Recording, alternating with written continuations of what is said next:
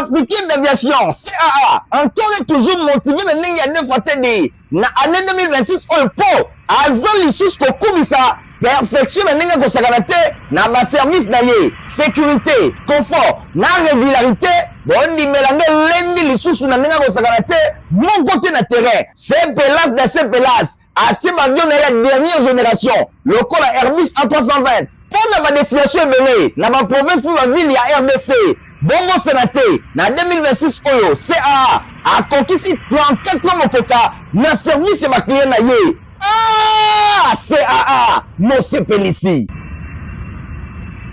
Jeudi, et là, vous avez vu exposé de la télévision, la pour la journal, la pour la journal pour le chef de l'État Félix Antoine Tshisekedi Tshilombo, président qui me mercredi 8 avril 2026, ouverture, il y a première édition, il y a conférence nationale sur les infrastructures et les travaux publics et Salimakina, centre culturel et artistique des pays d'Afrique centrale. Héritier, opinion, petit détail. Na ouverture, il y a première édition, il y a conférence nationale sur les infrastructures, travaux publics, CN, ITP na Mokose, Salemaki 8 avril 2026 na centre culturel et artistique du pays d'Afrique centrale. Chef de l'État Félix Antoine Tshisekedi Tshilombo a orienté qui discours naïe autour y a ambition, y a kosala, d'infrastructure, pe ba travaux publics socle, y a diversification, y a économie nabiso, pe intégration effective, y a territoire nabiso, République démocratique du Congo. Boyebake ezali placé na thème infrastructure durable et innovante vers un système moderne et compétitif pour les ITP en République démocratique du Congo. Bosimbape Boyebake ba assise oyo et côté na contexte moko ya mise en œuvre ya plan national stratégique pe ya développement PNSD na Mokuse oyo ezali ko placer modernisation d'infrastructure na katikati ya transformation économique, sociale et territoriale ya République démocratique du Congo. Ezali bongo kokota ilongo na ba dynamique africaine actuelle oyo ezali kosala ba corridor et intégration logistique ba chaîne ya ba valeur régionale pe ya résilience climatique de priorité de premier ordre. Le tableau sur l'Assemblée nationale pour l'Assemblée que plénière est organisée pour l'Assemblée nationale na premier vice-président Jean-Claude Isaac Tshilombo. Tradition pour na oyo etali contrôle parlementaire na Assemblée nationale et zalaki bien respecté plénière ya mercredi 8 avril 2026 na bokambeme ya premier vice-président ya Assemblée nationale professeur Isaac Jean-Claude Tshilombo balobelaki ba question d'actualité et zalaki adressé na 3 membres ya gouvernement rapporteur ya chambre basse ya parlement professeur Jacques Njoli et Sengekeli atalisaki contexte oyo alobi question orale da question d'actualité et zalaki adressé na ministre d'État ministre en charge ya agriculture et paya eutaki et paya député Emile Saïdi Balikwisha pona oyo etali création et ba pépinière ya culture pérenne pe ya stratégie opérationnelle pour la mise en œuvre et ba projet ya campagne agricole. Question d'actualité adressée à la ministre ya commerce extérieur boye et pas ya député national Eli Kambale pour na chute ya ba cour ya cacao peu protection ba producteurs locaux.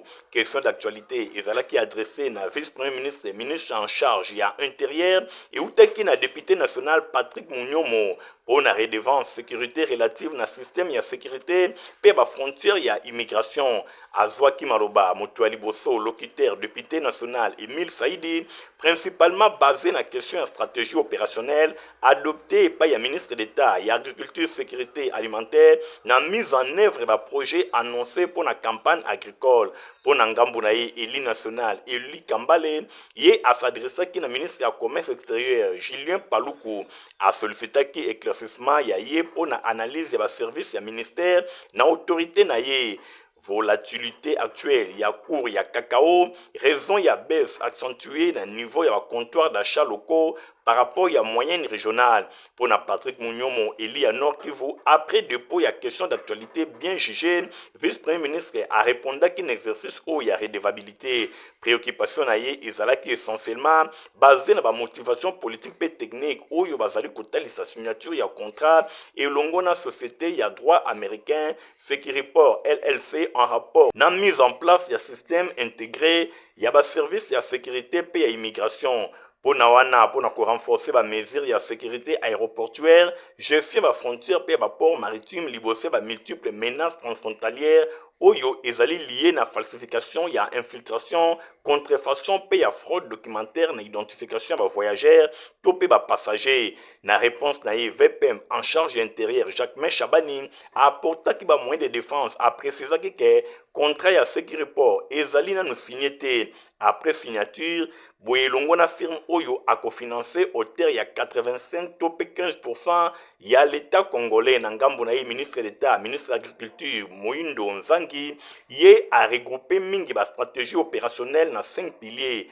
locaux, la réforme modernisation pe relance ya CAPCA ya semence pe ya fertilisant ya persitude oyo ezali ko engager qualité disponible ya industrialisation na ngambo na ye ministre ya commerce extérieur Julien Paluku a souligné ki bataille ya cacao oyo azali ko senga na action gouvernementale intégrée pour na synergie ba piliers ebele mingi production locale, infrastructure, transport, sécurité, industrialisation pe transformation locale.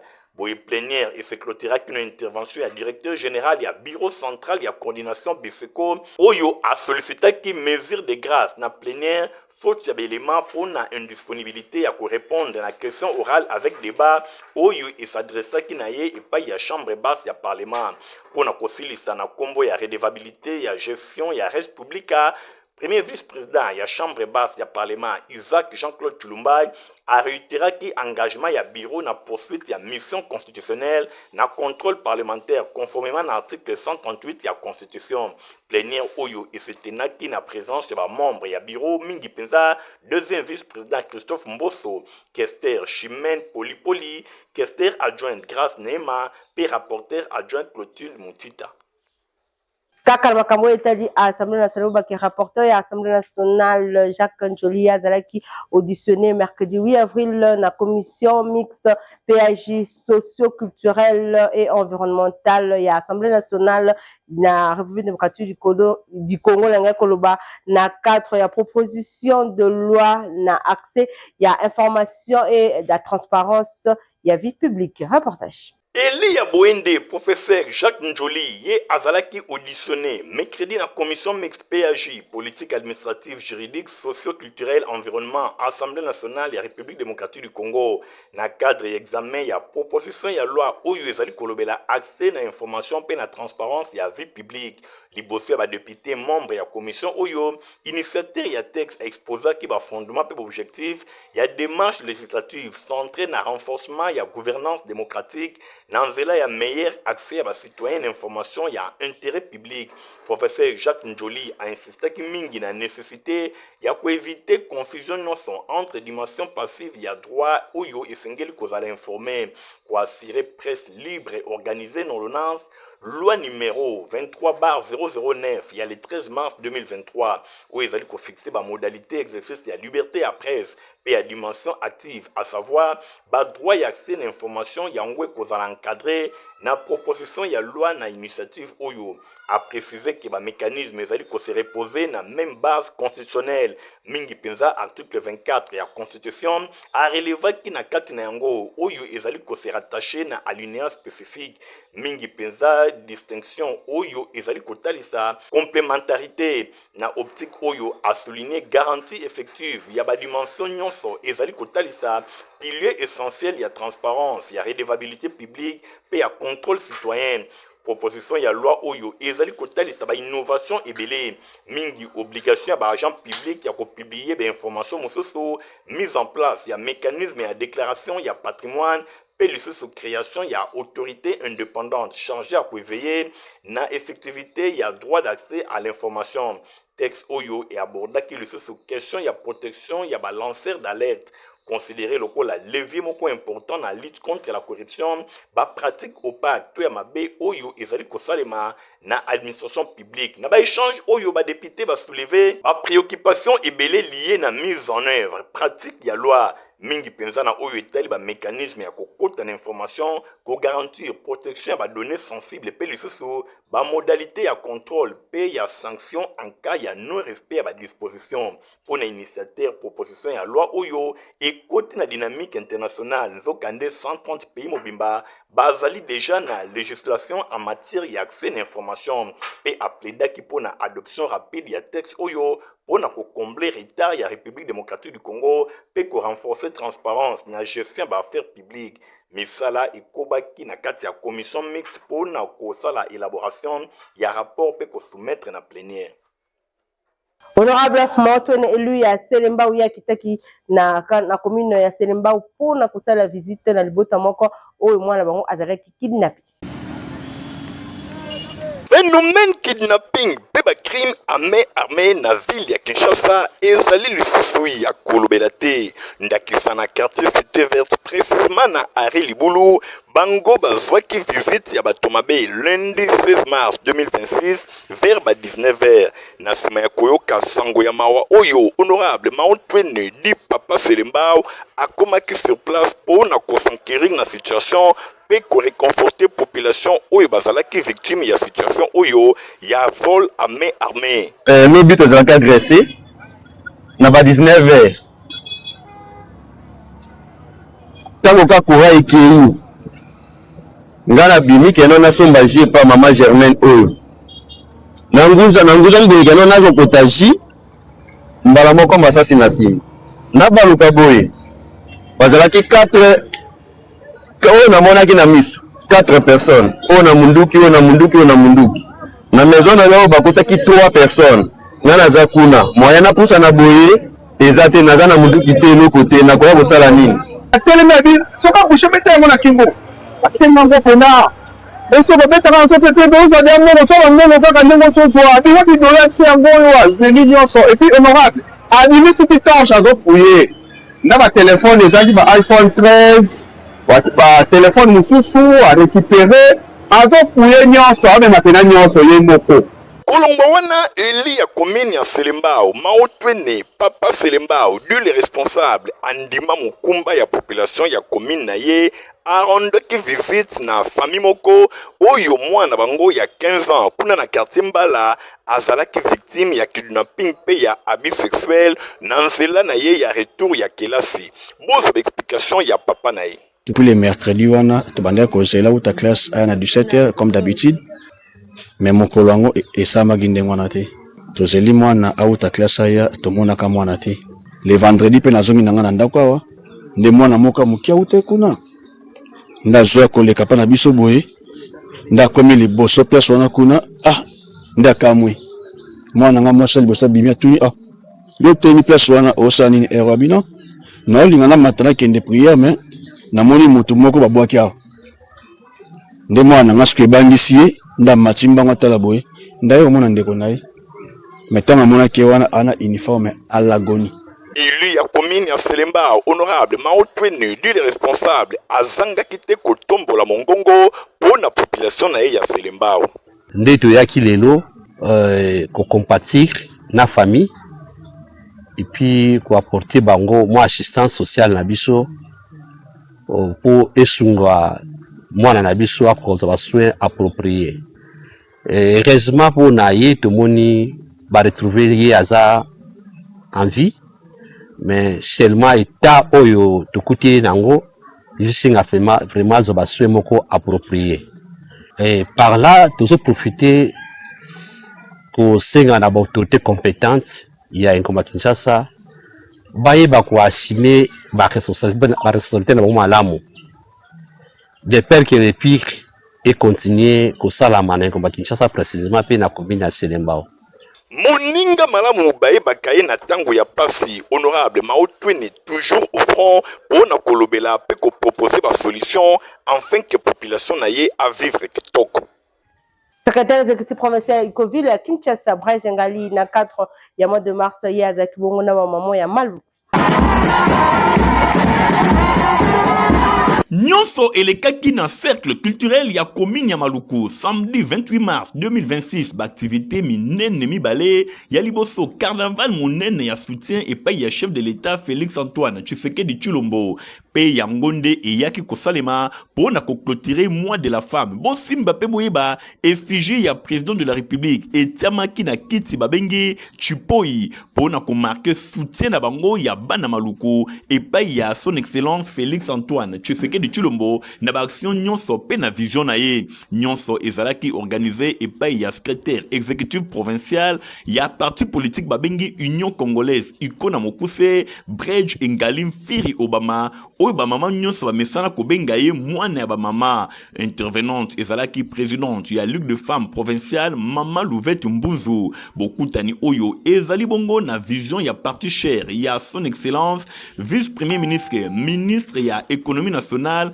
professeur Daniel Mukoko Samba pour na soutenir vision ya chef de l'État Félix Antoine Tshisekedi Tshilombo na mission oyo peuple apesiye pour na koluka kimia pe kotia tranquillité bisika nyonso na République démocratique du Congo na ba première heure ya journée ambiance ezalaki vraiment na rendez-vous ndenge kaka bino moko bozali komona carnaval oyo e mobilisaki full moko ya kafu ba mama oyo ba utaki na ba coin nyonso ya commune ya Maluku.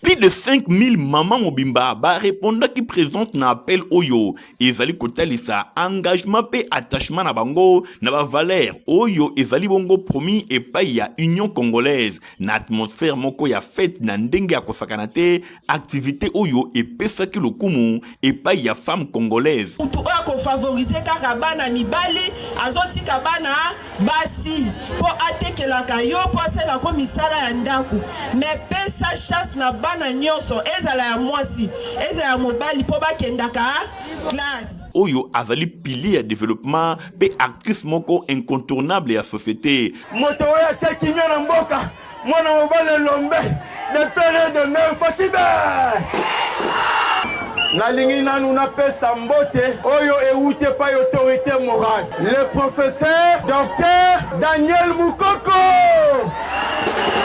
Yami Balé, Maman Hermine Mukoko, oyo azali mwasi autorité morale, alobi yebiso ba mama maluku nazalaki empêché, membala sima na kotala bango alobi na pesa bino bim. Bim. Biso population ya maluku. Toyepo toyebisa mokonzi mboka Félix Antoine Tshisekedi. Toyebisa ye boye. Mission topesaki ye. Akomisa ngotina. Malgré mvula et betaki na suka ya journée kasi détermination ba participante nyonso ezalaki kaka komonana eloko moko te e empêchaki bango kosepela koyemba pe kobina bosimba pe boyeba ke événement oyo et se clôturaki na ferveur moko ya makasi na distribution ya maputa mama na mama azwaki ba maputa na ye geste moko symbolique pe ya makasi et marqué célébration ya mwana bango ezalaki manière moko significative ya clôturer mwana bango na signe ya responsabilité pe ya partage et longo na reconnaissance. Notamment c'est le tel fait le problème que situation ya mai et za passe makasi mingi penza ko déranger population avant mingi penza na commune ya Kisenso. Population ya quartier Ngandajika kuna na commune ya Kisenso bazali konyokama na problème ya mai chaque jour ba koma kosomba mai ya kosomba bosengeli kosimba que prix ya mai ezali fixé par bidon likambo ezali kopesa pasi ezali que mai yango bazali kosomba yango na ba forage yango wana ezali ko provoquer ba malade belé surtout epa ya bana mike na tina yango population ya quartier Ngandajika bazangaki malobati biso na lisenso toza na pasi ya mai bakasi soki bakosunga biso basila biso pela bakompi na baveni ata 4 ata 5 euro ede biso po boyitala kasi ka mort to atende tozonioka population ya quartier Ngandajika basengi na gouvernement akota likambo na bango parce que likambo ya boye en pleine capitale ezali kopesa pasi yango wana baleli na micro info lingala basengi na autorité ya mboka bakota likambo na bango l'état akota likambo ya quartier Ngandajika sinote mawa mingi nanga mosubo ba ke érosion eza ko déranger pour population eza kuna na ntele etungisi bango mingi banda kuna bango eza kokwea. Érosion eza kokoba se kokoba population azali konyo kwa manandenge ya kosakana te banda ku ezali kokoba kokende sans solution tozali awa na badara na commune ya Nsele epai wapi ba tête ya érosion esi enyokola bango banda ku esi ekenda kasi population azali kokoba kobelela esikani ni secours ekoki kouta secours na bango ekoki kouta kaka epai ya ba autorité oyo bakoki kosunga bango enfin que ba érosion oyo ezala combattu ndenge baleli. Kwa problème ya érosion oyo to comprendre te babal visa ka bien plat banda likolo tina se kaka mbula liboso kaka tomelaki ya mbula te ezaki pe RT pendant 40 minutes atontolo mokabo érosion salami tokaki ba 4 heures baleki bien vers ba 5 heures érosion salama le tisco dozo comprendre l'érosion te soki ndenge tokosalama biso moko population tozomeka ba renfort moko tozokongola mbongo na quartier toluka sosala libulu yango me tozoba tosala ndenge na tosengi ba aide na bino bakonza mboka botali kamanzila oyo badara eza commune moko munene. Tobanzi que phénomène érosion ezali vraiment fréquent dans la commune ebele ya ville ya Kinshasa capitale ya République démocratique du Congo epai wapi bandeko batonga bandaku na bango na pasi soki bazali tango nyonso kolela boye ezali kaka l'état asunga bango po ba perdre bandaku na bango te oyo bazwa yango na pasi.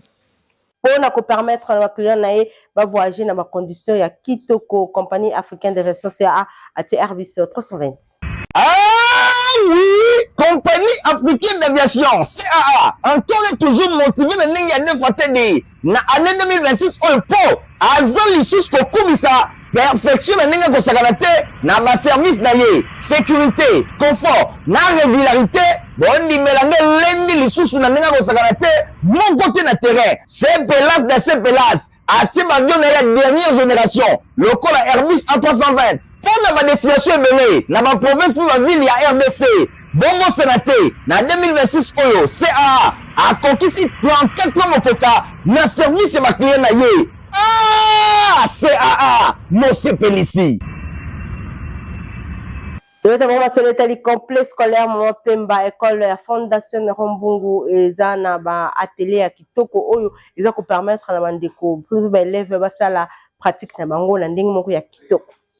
Thanks for being with us and we done with us.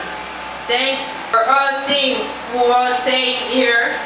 Na cadre ya ko préparer ba épreuve préliminaire et examen d'état na ndenge ya malamu complexe scolaire Mama Pemba école ya fondation Nerombungu ezali kotika eloko moko te au hasard nyonso ezali kobongama na ndenge ya kosakana te boyoka mokolo ya jeudi 5 mars 2026 mingi penza ba élève finaliste ba yambaki ba inspecteur provincial ba yaki wana pona kotalisa bango ndenge nini ba épreuve oyo esalemaka IPP ya mo amba ayaki wana elongo na ba adjoint na ye bazalaki liboso ba élève finaliste tomonaki pe ba enseignant ba encadré bazalaki wana pe présence ya promoteur Rodrigue Mbungu ba élève bazalaki vraiment bien enseigné et pa ya ba inspecteur oyo pona kotalisa bango eloko ezali ya motuya pona réussite na bango na examen d'état ezali liboso eloko etali discipline kota nzambe liboso pe koyeba na kobongama na ndenge ya kosakana te travail personnel pe travail collectif esengeli ko assister na ba enseignement nyonso oyo ezali kopesama kofuta ba frais scolaire po bayeba na kobengana yo te nyonso wana ezali kosala ke élève finaliste ayeba na kozala prêt mokolo ya ba épreuve ayeba na kose comporter na ndenge ya malamu IPP elongo na ba adjoint na ye bazwaki malo na kotalisa ba élève finaliste ba contour nyonso ya ba épreuve ya examen d'état surtout mingi ba préliminaire oyo ezali kobanda déjà na mois de mai message ya inspecteur ezalaki bien reçu pamba te ba élève ya complexe scolaire Mama Pemba batunaki pe mitune ya ndenge na ndenge pona kozaba éclairage oyo esengeli nde na suka ya nyonso IPP azangaki te kopesa ba précision. L'école, c'est d'abord Dieu. Associer Dieu à tout ce que nous venons de dire. Bientôt nous allons finir. Dans ce cadre, justifie l'intérêt que nous avons pour vous. Au précédé, on parlait de la sensibilisation à l'examen d'État. Plus on s'approche de l'examen d'État, des gens sans qualité viennent vers vous pour vous raconter des hérésies. Ils viennent vous raconter n'importe quoi. Souvent, ils vous racontent des mensonges, bien sûr. Comme ils savent que, tel que vous êtes là, tous vous avez un sentiment commun. Qui peut me rappeler les sentiments qui animent? Pour nous, un diplôme de 50%, ce n'est pas une réussite acceptable. Alors, qu'est-ce qu'il faut faire? Première chose, candidat finaliste, une fois arrivé en terminale, de vous rayer sur la liste et vous n'aurez pas de diplôme. Même après la publication, on sait vous empêcher d'obtenir les diplômes. Ne tombez pas dans ces cas-là. Simba Pemba ke encadrement ezali kokoba se kokoba na complexe scolaire Mama Pemba surtout pour na belle finaliste oyo kala mingi te ba kosala be preuve préliminaire pe be preuve nyonso examen d'état réussite nde réussite awa na complexe scolaire Mama Pemba école ya fondation Néron Mbungu nyonso ezalaka bien préparé. Potibota walonga pona bana bineza potisa mukolo kokumena ngopisa ka santé ya kitoko. Protivap encore et toujours. Oyo mama bituna tuna aye bakate tirero apesa mwana ye bire. Ebe na santé kitoko boye. Olesaka nini? Aliaka Protivap. Soka ba mama nyonso batimbe ya Protivap potopoto kitoko pona ba bébé pro. Mama ye, soma ye. Mwana na ngai, depuis abanda kolia, akoli boye. Aliaka kaka Protivap. Protivap, protéines, vitamines, énergie. Azama yele na classe, abela kabela kati, alimbaka kati. Ba maman, félicitations à vos collègues. Protivap, facile à digérer et nourrissant. Ezana, protéines, vitamines et énergie. Hey, bébé nayo kitoko ninyo esakay. Baba ingakango, santé kitoko nzoto makasi. Matemi disa, mama jetsa mwana. Sukana mbimbi, oyo sukana mbimbi. Protivap. Nous allons communiquer l'écologique volante de leur tournant. Famille moi là-bas, bazana mawa ya kwebisa na bandeko baninga pe bayiba na bango nyonso liwa ya papa ndeko noko pe koko na bango Augustin Mwalaba Kandaya oyo akufaki mikolo eleki na mboka Afrique du Sud. Boye programme ya matanga ezali boye dimanche 12 avril 2026 veillée mortuaire ekosalema na lopango ya Libota oyo ezwami na avenue Mwanza numéro 12 quartier abattoir na commune ya Masina na route Petro Congo référence arrêt Baumbu. Mokolo ya lundi 13 avril 2026 ndenzoto ya mowei ekobima na morgue ya hôpital ya cinquantenaire pona paroisse catholique Marie Auxiliatrice oyo iswami na avenue Mobutu numéro 99 na route Petro Congo quartier abattoir na commune ya Masina référence arrêt Don Bosco epai wapi messe ya requiem ekosalema pona molimo ya mowei bongo bokundami ekosalema na nécropole entre ciel et terre oyo ezwami na commune ya Nsele tika ete communiqué oyo ekomela bato nyonso bayebaka papa Augustin Mwalaba Kandaya.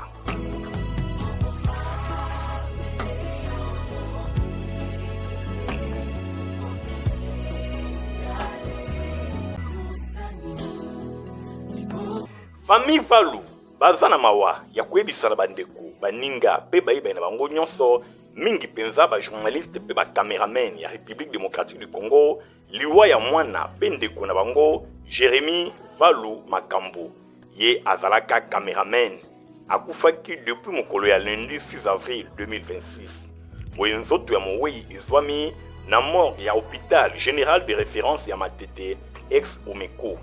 En attendant programme et banakosalema matanga ezali bongo organisé na 4e rue de Bonhomme Mingi numéro 99 na route ya Macrevette. Tika été communiqué oyo et komela bato nyonso bayibaka Jérémy Valu Makambo.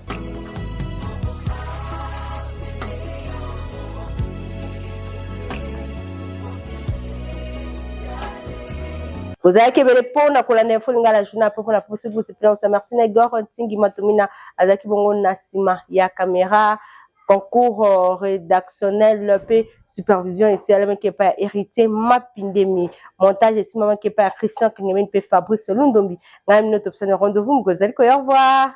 Ah oui, compagnie africaine d'aviation CAA encore et toujours motivé na ndenge ya neuf atedi na année 2026 au po azali sous ko kubisa perfection na ndenge ko sakana te na ba service na ye sécurité confort na régularité bondi melange lendi lisusu na ndenge ko sakana te mon côté na terrain c'est pelas de ces pelas ati bavion na la dernière génération lokola Airbus A320 pour la destination ebele na ba province pour la ville ya RDC bongo sénaté na 2026 oyo CAA a conquis 34 mokoka na service ma client na ye. Ah, CAA, mon sepelisi.